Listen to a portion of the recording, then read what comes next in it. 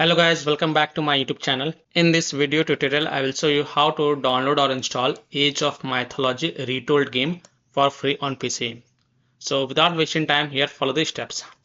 So first of all, open Steam, go to store, and in search the store, search for the Age of Mythology Retold, and then click on the game.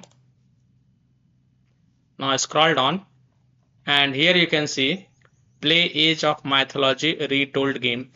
Play for free until 27th April 2026. So if you download the game before 27th April, then you can play the game for free.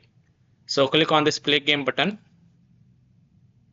and here you can see Age of Mythology Retold, and the size is 34.75 GB. So click on install, read the EULA terms and condition, and then click on accept. Now go to library, and here you can see Age of Mythology Retold game is getting downloaded on my PC. So I hope by following these steps you can easily download and install Age of Mythology Retold game for free until 27th April 2026. So that's all for this video. If this video helped you, then please like and subscribe to my channel, share this video and hit the bell icon to get the latest updates. Thank you.